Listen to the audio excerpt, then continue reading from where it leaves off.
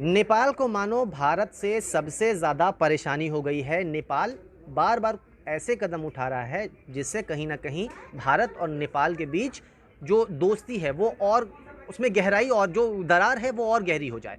अब नेपाल ने एक फरमान सुनाया है कि नेपाल के अंदर कोई भी भारतीय न्यूज़ चैनल का टेलीकास्ट नहीं होगा, यानी कि कोई भी न्यूज़ चैनल का प्रसारण अब नेपाल के अंदर नहीं किया जाएगा। चाहे वो आज तक हो, चाहे वो इंडिया टुडे हो, चाहे वो तेज़ हो, जो तमाम न्यूज़ चैनल्स हैं उन्हें नेपाल के अंदर बंद कर दिया गया है, यानी कि वहाँ पर लोग नहीं देख सकेंगे। इसमें डीडी न्यूज़ जो है उसे एग्जेम्प्ट किया गया है। उन्होंने बोला है कि डीडी न्यूज़ को हम जारी रखेंगे, यहाँ उनका जो प्रसारण है वो जारी रहेगा, लेकिन जो दूसरे न्यूज़ चैनल है उनका जो प्रसारण है वो पूरी तरह से बंद कर दिया जाएगा। खैर, नेपाल यहीं पर ये जो मुद्दा है यहीं से नहीं है, इसके पहले भी नेपाल ने ये कहा था कि नेपाल की जो संसद है उसके अंदर हिंदी भाषा का इस्तेमाल नहीं होना चाहिए। जो भी कार्रवाई होती है, जो भी बातचीत होती है उसमें हिंदी भाषा का इस्तेमाल न हो। कहीं ना कहीं नेपाल को जो समस्या है वो भारत से है, और भारत की जो भी चीज़ें नेपाल में है वो उस पर कुछ ना कुछ एक तरह से हम कहते हैं कि अड़ंगा लगाने की कोशिश कर रहा है। अब इसकी शुरुआत कहाँ से हुई?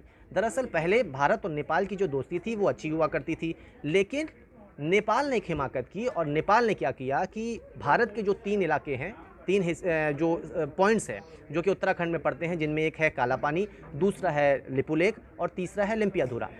इन 3 इलाकों को नेपाल ने अपने नए राजनीतिक नक्शे में दिखा दिया, यानी कि जगह भारत की उसने अपने नक्शे में उस जगह को दिखा दिया। इसके बाद भारत ने विरोध किया। भारत ने साफ साफ कह दिया कि ये नहीं होगा और 1 इंच ज़मीन भी भारत नेपाल को नहीं देगा। उसके बाद योगी आदित्यनाथ भी सामने आए, उन्होंने भी बोला कि नेपाल को जो हिस्ट्री है, इतिहास याद रखना चाहिए, क्या कुछ हुआ था वो नेपाल याद रखे। खैर, ये सब बातें हो रही हैं। अब एक ये भी पॉइंट उठता है कि आखिर नेपाल ऐसा कर क्यों रहा है, क्योंकि पहले तो नेपाल और भारत की जो दोस्ती थी वो अच्छी मानी जाती थी।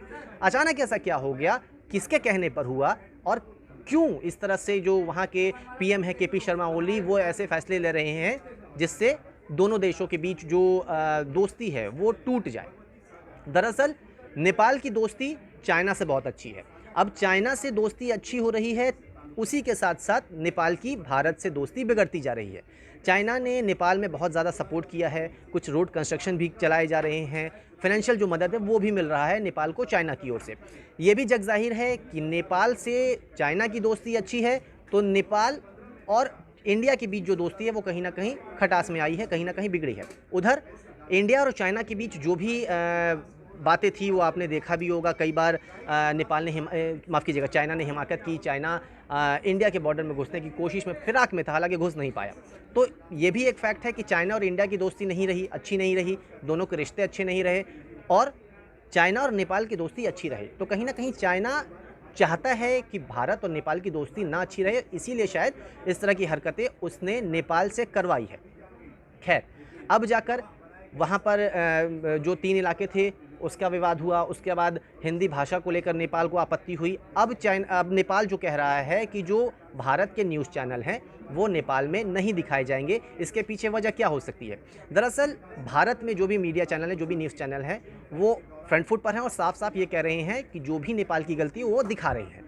अब जो खबर यहाँ प्रसारित हो रही है वो नेपाल में भी प्रसारित हो रही है, तो नेपाल को ये समस्या हो गया कि भाई जो भी चीज़ें नेपाल के खिलाफ दिखाई जा रही हैं वो गलत है, उन्हें लग रहा है कि वो गलत है। हालांकि भारतीय मीडिया के अनुसार जो भी खबरें दिखाई जा रही है बिल्कुल सही दिखाई जा रही हैं। इसे लेकर नेपाल को आपत्ति है और उसने फैसला लिया है कि जो भी न्यूज़ चैनल है भारत के उसे बैन किया जाए, सिर्फ डीडी न्यूज़ को छोड़ा जाए।